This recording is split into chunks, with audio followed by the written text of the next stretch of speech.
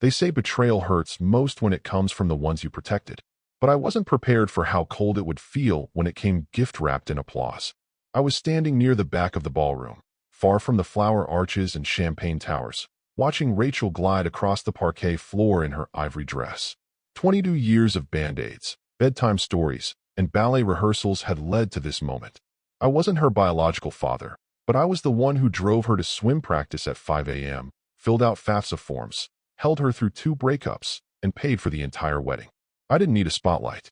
I just wanted a smile, a glance, a thank you maybe.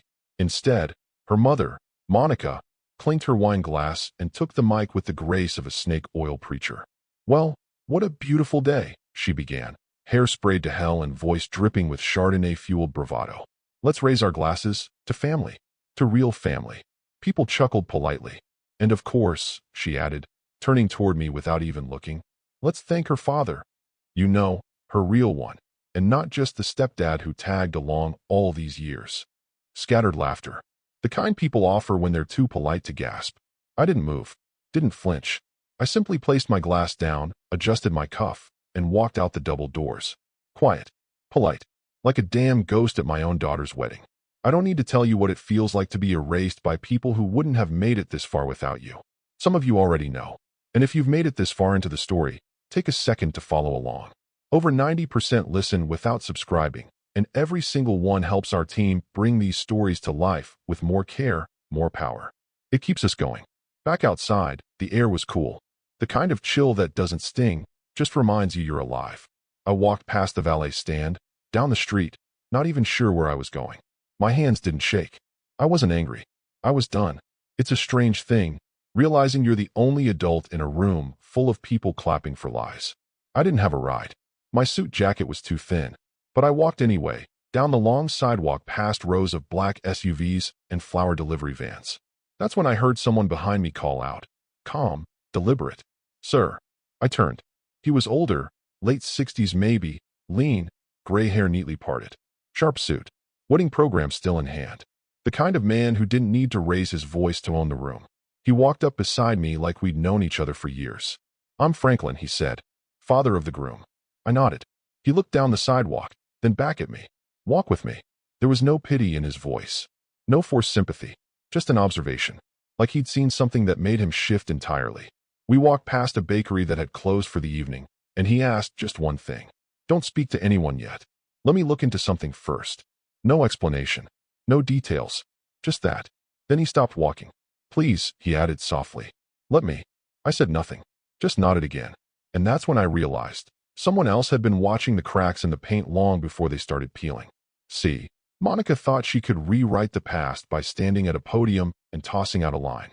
She thought no one would remember who paid the caterer, who moved Rachel into her first dorm, who stayed when her real father forgot birthdays and court-ordered visitation. But someone did. Someone who had a better seat than I ever did, and a better view of what was really going on. And that's when everything began to shift. Quietly, without permission, without fanfare. Because when a man who has held his tongue for decades finally decides to stop protecting people who never protected him, you better believe he won't just burn the bridge. He'll sell the land underneath it. We walked in silence for maybe half a block.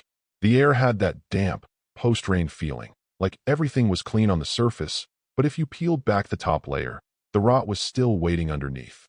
My shoes clicked against the wet pavement. His didn't. Leather soles. Expensive. The kind of man who didn't have to explain his choices. People just assumed he was right. "Franklin Barrow," he finally said. Extending a hand like this was a business meeting, not a man-to-man walk after a public castration. I shook it. "You're the one who raised Rachel," he added. "She mentioned you once. Years ago. I don't know what I expected. Maybe a backhanded condolence, a quiet, kids don't understand. Or worse, the usual faux wisdom men his age love to offer about letting it go. Instead, he said, 'You paid for the wedding, didn't you?' I looked at him. He nodded to himself like that confirmed something. The wine. That particular vineyard. Monica's never had that kind of palate. And those chairs, solid walnut. You have to request those 6 months out. There's no way her side covered that. And certainly not the linens. Egyptian cotton, gold-edged stitching. Someone's been investing in her image." Still, I said nothing. Franklin took out a small notepad, real paper, not an app, and scribbled something. "I deal with numbers. Logistics. Procurement." I notice when things don't line up. Another beat of silence. I also noticed your name wasn't on the program, he added. Or the table assignments. Or the invitation I received. Odd, don't you think? For someone footing the bill. He stopped walking, looked out at the edge of the street where traffic lights blinked lazily in the distance. I know what that kind of erasure looks like, he said, voice low.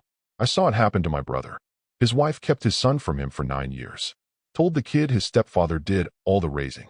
That boy only found out the truth when the stepfather's will came through. My brother had been quietly funding the whole household for over a decade. He looked back at me. When someone rewrites history like that, they usually slip up somewhere. He reached into his coat pocket and handed me a folded square of paper. I unfolded it. A receipt. $12,652. Wedding photographer deposit. Paid by ACH transfer. My name on the line. I raised an eyebrow. Franklin shrugged. Public records are still public. Most people forget that. I handed the paper back. He waved it off. Keep it. You might need it. We started walking again. You said you'd do some digging, I said finally, breaking the silence. He nodded. Already started. How do I know I can trust you? He smiled. Not warm. More like someone closing a briefcase after a job well done. You don't, he said. But I'm not doing this for you. I stopped walking. He turned slightly. I'm doing this for my son. He deserves to know what kind of people he's marrying into. If someone's rewriting the past now, what'll they rewrite when he's got 2 kids and a mortgage? There was no arrogance in his voice. Just clarity. Like he'd played this game before and won. So what now? I asked. He folded his program, slid it into his inside pocket like it was a dossier. Now you stay quiet. Don't call anyone. Don't confront. Don't apologize for walking out. Let them stew. The silence will eat at them faster than any confrontation. Then he paused and added, and when I call you, pick up. He turned and walked back the way we came, unbothered, hands in his pockets like he was just out for an evening stroll. I stood there for a while longer, watching the condensation from my breath disappear into the night. It wasn't just the toast that had changed things. It was what happened after. The silence that followed. The walk that shifted something no speech ever could. I'd come to that wedding thinking I'd be background noise. A placeholder for the man who never showed up. But now, for the first time in a long time, someone had seen the part one played. And worse, for them, someone had started asking why they tried so hard to hide it. Franklin wasn't a sentimental man. His wife used to joke that he'd analyze their anniversary dinner like a quarterly report. Good presentation, slightly underseasoned, delivery, 5 minutes late. He wasn't the guy who cried during father-daughter dances or posted grainy Facebook photos captioned, "My heart." But he was the kind of man who could spot fraud before it hit the books, and the wedding he'd just left reeked of it. By the time he got back to his hotel room, an executive suite paid for out of his own pocket, despite the bride's mother assuring him everything's covered, he'd already compiled a mental list. First red flag. There were no thank you speeches from the bride that included my stepdad, not even a passing mention. Second, Monica had her hand in every vendor detail, but her numbers didn't add up. Franklin knew luxury when he saw it. And he also knew what Monica's salary at her mid-tier HR consulting firm probably was. He pulled out the wedding program from his jacket, flattened it across the desk, and began making calls. First, the event planner. No answer. Next, the catering company. A sleepy-sounding assistant confirmed they had received full payment 6 months ago. Franklin asked for a copy of the invoice. The assistant hesitated. He gave his name and title, Franklin Barrow, logistics executive at Abernathy Freight Group, which worked as always. The PDF came through in under 5 minutes. He clicked it open. Paid in full by wire transfer. Sender, D. T. Mallory. Franklin stared at the name. It didn't match Monica, and it definitely didn't match Rachel. Another vendor. This time, the floral designer. Those absurd $14,000 centerpiece monstrosities with imported orchids that didn't even match the bridesmaids' colors. Same story. Paid by the same account. D. T. Mallory. He paused. Mallory. He'd heard that name. Back to the wedding program. He scanned the page again. No mention of anyone named Mallory. Then he remembered, when they walked to the curb earlier that evening, the man he'd spoken to had been introduced to him just once, years ago, when Rachel was still an undergrad. Monica had mentioned him offhandedly. Her stepdad, Darren Mallory. Still tries to play dad. Franklin leaned back in his chair. Still tries? He clicked through to his own guest RSVP email. The sender was listed as Rachel and Connor at perfectunion.events. Clicking through the source headers, he traced the domain registration. registered by Monica K. Henley. No one else. Franklin smiled to himself. Sloppy. He opened a new browser tab and pulled up a background check portal he'd had access to since his days working in logistics compliance audits. Mallory, Darren T., cross-referenced with the billing accounts. Verified. Same man. Same bank. In under an hour, Franklin had uncovered 5 vendor payments made by the stepfather, each in the thousands, each conveniently omitted from any mention in the wedding materials. He turned back to the program and underlined something that now stood out like blood on a white shirt. Father of the bride. Left blank. It wasn't a clerical error. It was an edit, a deletion, a choice. He didn't know the whole story yet, but he knew enough. Enough to see that this wasn't just a matter of forgetting to thank someone. It was strategic, intentional. Someone had been funding a wedding they weren't even supposed to be visible in. Franklin poured himself a bourbon from the minibar, sat on the edge of the bed. He'd seen this before in business. When a silent partner gets squeezed out, not with a fight, but with a smile and a new logo. And he knew how that always ended. With lawsuits, with frozen accounts, with reputations quietly set on fire.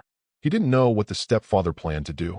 Hell, the man hadn't said more than 3 sentences during their walk. But Franklin had a sinking feeling that when he finally did decide to speak, he wouldn't be yelling. He'd be reading from a file. The bridal suite still smelled like hairspray and overpriced roses. Rachel had kicked off her heels, the hem of her dress slightly damp from the brief drizzle outside, and Connor, Franklin's son, was nursing a glass of champagne that had long since lost its fizz. The room was too quiet, the kind of quiet that usually follows applause, or in this case, something much colder. Franklin entered without knocking. He never knocked when he knew he was right. Connor. Rachel. I need a moment, he said. Rachel looked up, caught somewhere between bliss and confusion. She glanced at her new husband as if he'd have the script. He didn't. Franklin walked to the vanity, set down a folder, and remained standing. Who paid for this wedding? He asked, voice neutral. Rachel blinked. My mom and I handled everything, she said quickly, a little too quickly. We split some things, and we had help from. Help from who? Franklin cut in, still calm. Rachel paused. I mean, you helped with the venue and...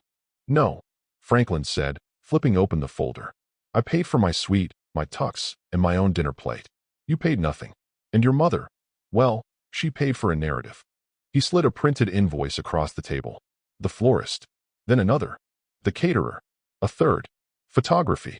$8,000, pre-editing. Each stamped. Paid by D. T. Mallory.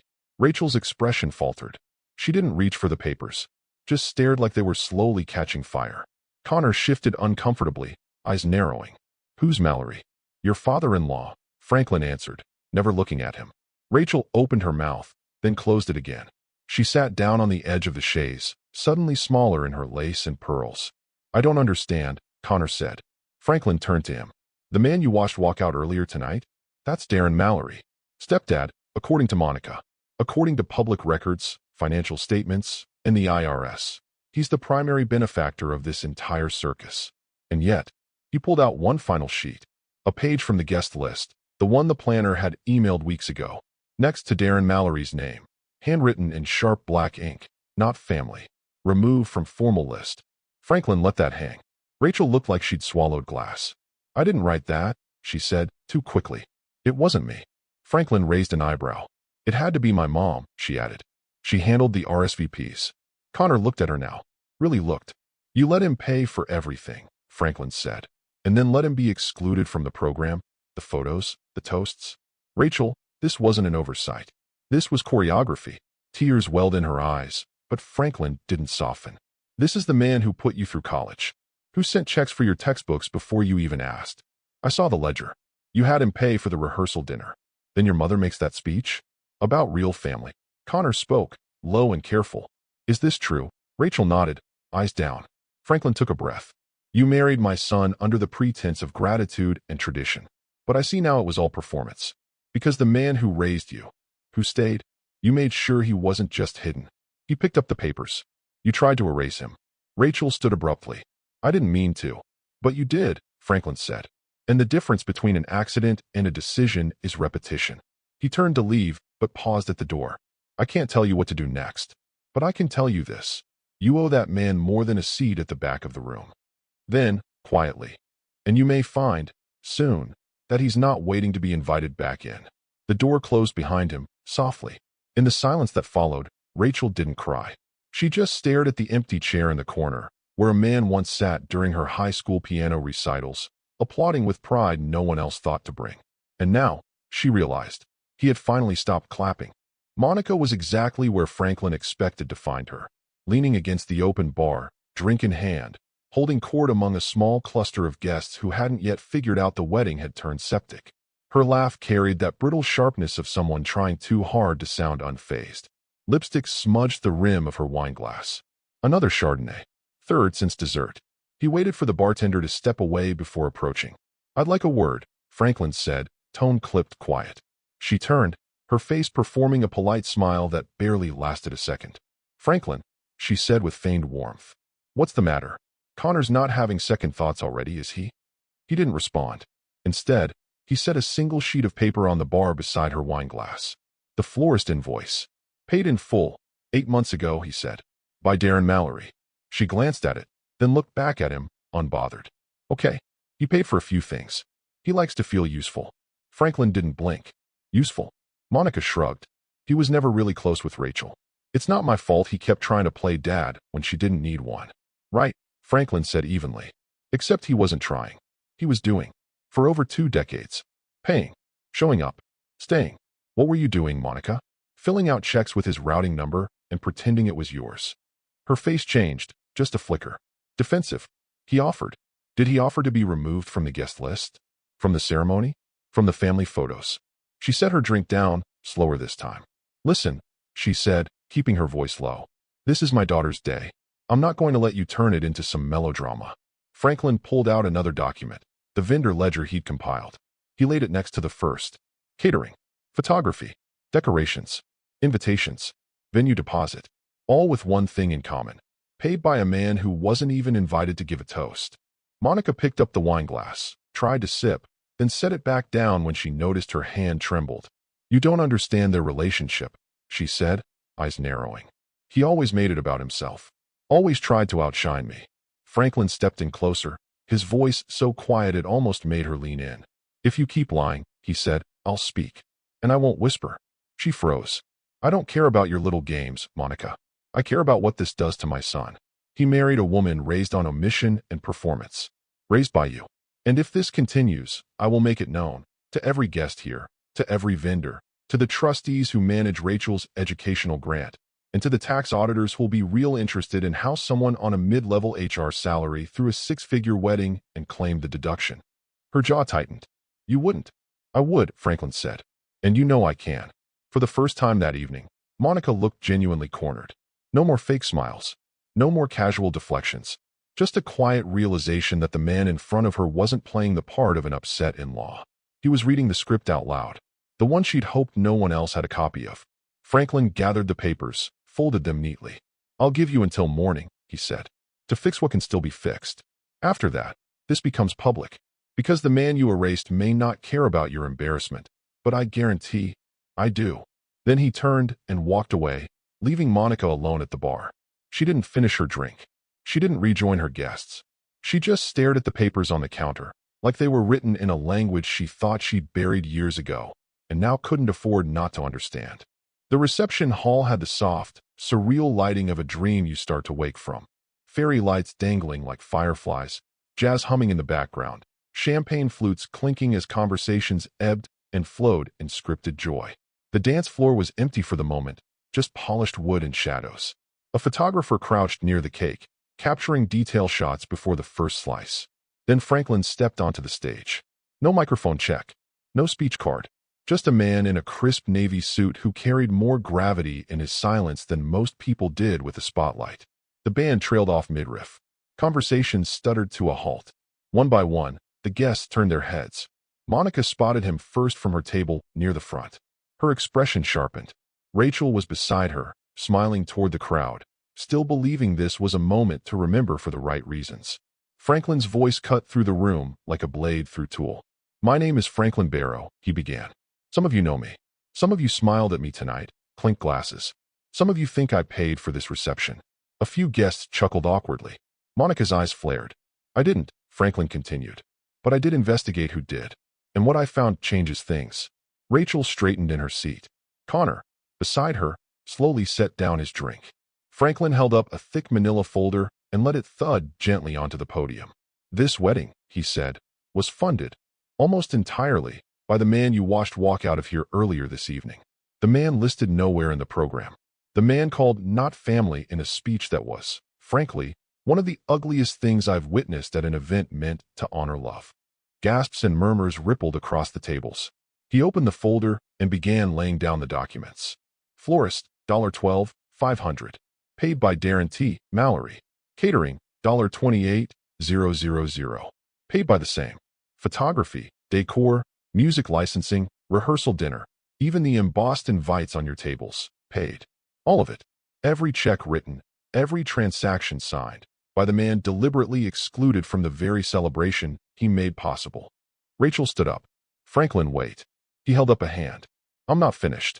He picked up one final paper, slightly worn at the edges. A trust account breakdown. Rachel's college tuition, years 1 through 4, paid by the same man. I verified the financial statements. The routing number. All traceable, all silent, and all ignored. Connor looked from Franklin to Rachel, then to Monica, who now looked like she was calculating exit routes rather than explanations. Why are you doing this now? Monica hissed across the room. This is not the place. Franklin nodded. Correct. The place for this was during the speeches, during the father-daughter dance, during any moment where decency would dictate the man who raised your daughter be acknowledged. He turned to the crowd, calm. My family does not celebrate lies. So this wedding is paused. The word landed like a dropped chandelier. Someone dropped their fork. A glass cracked.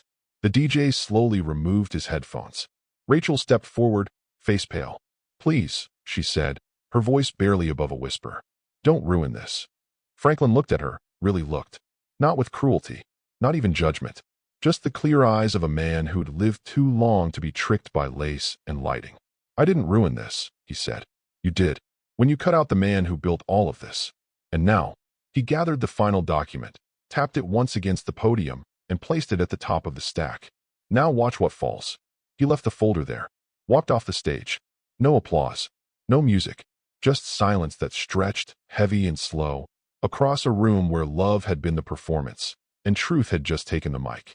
And somewhere, in the back, one guest whispered to another, who the hell is Darren Mallory? And the answer, unspoken but deeply felt, was the only real man in the room. The night had turned thick with that cloying silence only found after something sacred collapses. The reception hall emptied like a leaking balloon, guests murmuring excuses, avoiding eye contact, pretending they had early flights or babysitters. No bouquet toss, no cake cutting, just exits and unclaimed favors. In the parking lot, Rachel's hands trembled as she fumbled with her phone. He's not answering, she said. Try again, Monica barked, already opening the car door. Connor was a few feet behind, looking like someone had just yanked him out of a movie halfway through the wedding montage. He left early. He's probably at home, brooding, Monica snapped. Like always. He's not sulking, Rachel muttered. Monica ignored her. I'll drive. Rachel hesitated, then got in the front seat. Connor climbed into his own car and followed, headlights trailing behind like a reluctant conscience. The drive was quiet. Too quiet. Rachel stared out the window, watching streetlights blur by like chapters of a book she'd never bothered to read. They pulled into the cul-de-sac just past midnight. Darren's house sat like it always had, modest, clean, every light off except the porch. No movement, no silhouette in the front window. Rachel stepped out first. She stood there, blinking at the stillness. Something felt final, not angry, not wounded, just done. Monica marched up to the front door, heels clacking like they had something to prove. She rang once, twice, then started banging. Darren, open the damn door. No answer. She turned to Rachel. He's being dramatic. Rachel shook her head slowly. Monica knocked again, louder this time. You don't get to run away from this. We need to talk. Still nothing. Rachel tried her phone again. Straight to voicemail. See, Monica said, stepping back. He always does this. Every time someone calls him out. Stop, Rachel said. Her voice was soft. Not a plea, just a statement. Monica narrowed her eyes. What? He's not sulking, Rachel said again. He's gone. Not for the night. For good. Monica scoffed. Oh, please. He'll be back. He always comes back. That's his thing. Rachel turned and looked at the window. She remembered the couch inside, the bookshelf he'd built by hand, the framed photos, each one carefully curated, painfully respectful, always placing her in the center. He wasn't coming back, because he hadn't left in anger. He'd left through it. Behind them, Connor pulled into the curb. He got out but didn't approach, watching instead as Monica paced the porch like a woman losing control of a script she'd written years ago. From across the street, a porch light flicked on. An old neighbor stepped out in his slippers, holding a coffee mug and a quiet frown. "You looking for Darren?" the man asked. "Yes," Monica barked. "Is he home?" The neighbor shook his head. "Nope. Left about 2 hours ago. Packed a duffel bag and 2 boxes. Took the old pickup." "Where'd he go?" Rachel asked. The neighbor shrugged. "Didn't say. Just nodded at me. That was it." Monica scoffed. "He'll be back. He can't help himself." The neighbor didn't answer. Just sipped his coffee, took one more look at the 3 figures on the porch. Monica loud, Rachel still, Connor uncertain, then turned and went back inside. The porch light blinked off. Rachel sat on the steps. The air was cold but didn't bite. She felt it all now, not the fear of him leaving, but the weight of how easy it had been to take him for granted. Her phone buzzed. A text from a blocked number. No message, just an image. A photo of her as a kid, maybe 8 or 9, asleep on the couch, wrapped in a blanket she vaguely remembered. On the floor beside her, a man, Darren, sitting, back against the couch, also asleep, hand loosely holding a stuffed rabbit she'd carried everywhere back then. No caption, no name, just the image. She stared at it for a long time. Behind her, Monica lit a cigarette with shaking hands. And Rachel realized something she'd never been brave enough to admit. Darren hadn't closed the door on them. He'd simply stopped waiting for someone else to open it. Monica was still in her robe when the knock came. 3 sharp raps that cut through the early morning quiet like a gavel. She padded to the door, barefoot, mascara smudged beneath her eyes from the previous night's unraveling. She assumed it was Rachel, maybe back with a hangover apology or a tearful question about where he went. Instead, a man in a charcoal suit stood on the stoop, briefcase in one hand, a stack of papers in the other. "Monica Henley?" he asked, checking the file. Her eyes narrowed. "Who's asking?" "I'm Mark Ellison, from Hallbrook Legal," he replied, tone crisp. "You're being served." "Served?" she scoffed. "For what?" He handed her the envelope. Per Clause 4.3 of the Mallory Henley Trust Agreement, all distributions are suspended pending investigation into fraudulent representation and exclusion of co-beneficiary party. She stared at him blankly, like he was reading Latin. What trust? What fraud?" Mark adjusted his cuffs. "You and your daughter have both been receiving disbursements from a family trust originally structured by Darren Mallory. As of today, those payments are halted. Retroactive audits have also been initiated." "Excuse me." Monica snapped, color draining from her face. "He can't do that. That trust was filed jointly," the lawyer interrupted, "and modified once. By both parties. You may recall signing the agreement 10 years ago. I have a copy. I'm his ex-wife. You're also a trustee with fiduciary responsibility, which includes honest representation. You referred to Mr. Mallory as not family, publicly. That triggered a clause tied to intent and identity." He flipped open his folder. Clause 7b. If any beneficiary or co-trustee is willfully misrepresented as unrelated for material gain, the trust may be frozen until clarity is established. Monica opened her mouth, closed it, and looked down at the paperwork like it might vanish if she blinked long enough. The lawyer didn't flinch. "Until this is resolved, you cannot access the remaining balance. That includes the housing subsidy, Rachel's deferred tuition payments, or any further wedding-related reimbursements." She laughed, short and desperate. "This is ridiculous. You're just doing Franklin's dirty work." Mark reached into his briefcase and removed a single post-it note. "Mr. Barrow did send along a message," he said, placing it gently on the kitchen counter. In Franklin's handwriting, printed neatly in all caps. "This is what happens when men who stay are erased by people who didn't." Monica didn't move. The lawyer packed up, offered a polite nod, and exited without further word. She stood there for a long time, papers limp in her hands, the legalese bleeding together in her mind. Fraudulent representation, co-beneficiary, intent, misrepresentation, suspended disbursements, Clause 7b, Clause 7b, Clause 7b. From the living room, Rachel emerged, still in the same wrinkled bridesmaid pajamas she'd slept in. Her hair was a mess, her phone in her hand. She looked at her mother. What was that? Monica didn't answer, just handed her the papers. Rachel scanned the first page, then looked up sharply. Wait, this is the trust. Why would he freeze the... She stopped. Read the clause again. He heard the speech, she whispered. Monica sat down slowly, as if the weight of her own erasure had finally found her shoulders. He wasn't supposed to, but he did. Rachel dropped into the seat across from her, eyes distant. He said nothing, she muttered. He didn't yell. He didn't fight. He didn't even look angry. No, Monica said. He just left, and took everything with him. Outside, the wind picked up. A single petal from Rachel's bridal bouquet, forgotten on the porch, lifted into the air and drifted into the street. Neither of them noticed. They were too busy reading the fine print. The one line they never thought would matter. The clause that wasn't meant to be triggered. But Darren Mallory wasn't angry. He was prepared. The morning after the serving, the world outside Rachel's apartment looked deceptively normal. The sky was that pale October gray that always made her feel 12 again, bundled in sweaters, waiting for caramel apple cider. Except now, her stomach churned with a different kind of nostalgia, one dipped in acid. The wedding dress still hung in its garment bag in the corner, a silent monument to a day that had detonated before she could even cut the cake. She hadn't eaten since the reception. She hadn't spoken to Connor since Franklin's speech. And she couldn't bear to open her phone again. Hundreds of messages, none from the one person she couldn't stop seeing in her mind. Then came the soft knock at the door. Not the panicked bang of her mother. Not the impatient buzz of deliveries. Just one knock. Rachel shuffled to the door, barefoot, hoodie draped over her pajamas, hair unwashed, eyes hollow. When she opened it, there was no one there. Only an envelope on the mat.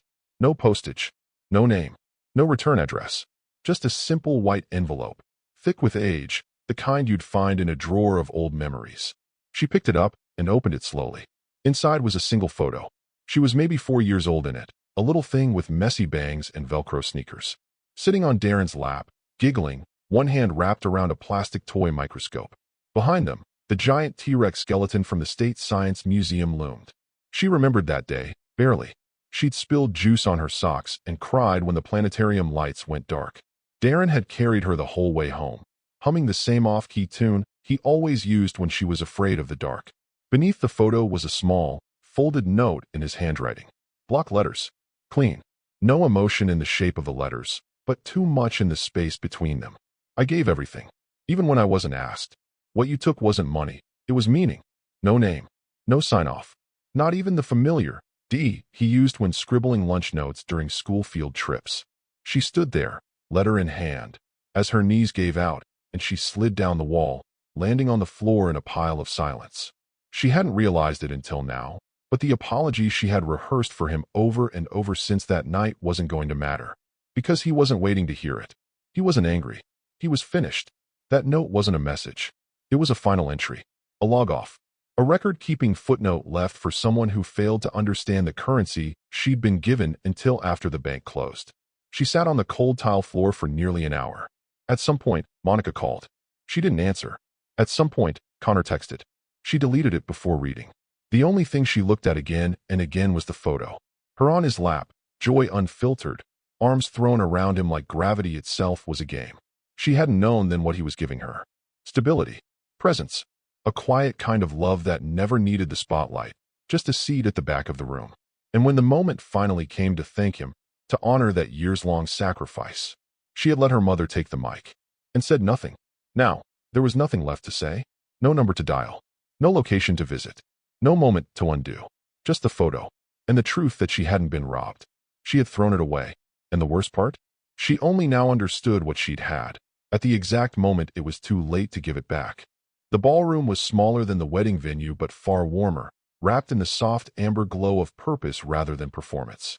No flower walls. No ice sculpture initials. Just rows of clean, white chairs and a stage backed by a simple navy banner. For men who stepped in, a foundation of acknowledgement and action.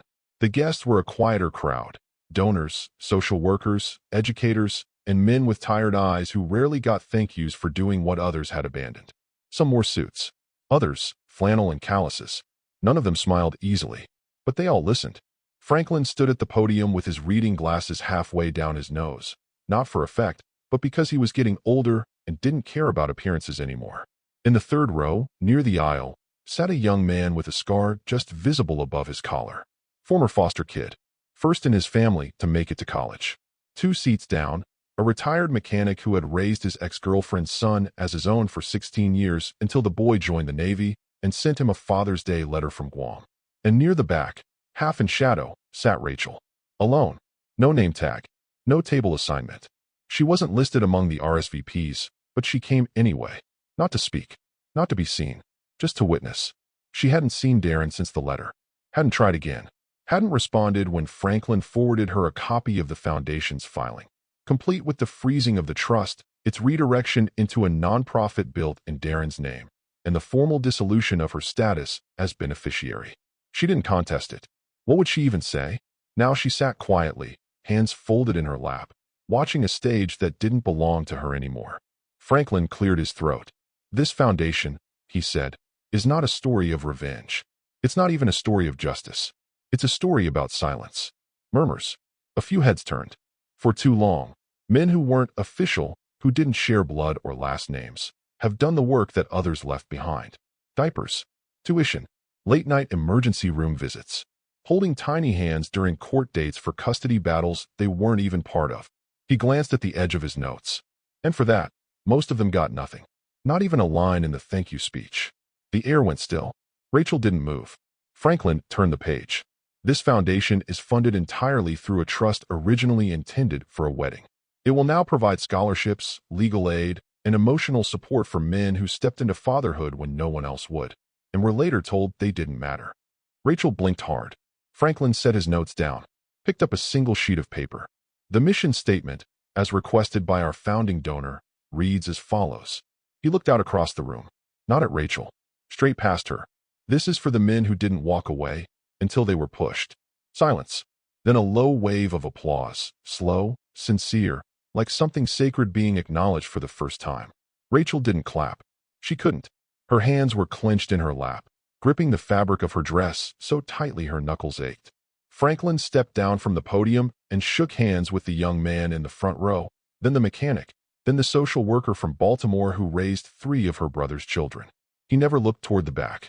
Rachel stood quietly, slipped out the side door before the reception line. Outside, the air was cold and honest. She didn't cry. She just stood beneath a street lamp, watching her breath fog and disappear, thinking of a man who had once held her hand in parking lots and taught her how to ride a bike by letting go when she wasn't ready. Only now did she understand. He hadn't let go because she was ready. He let go because he was. And instead of turning back, he built something that would never ask for his erasure again.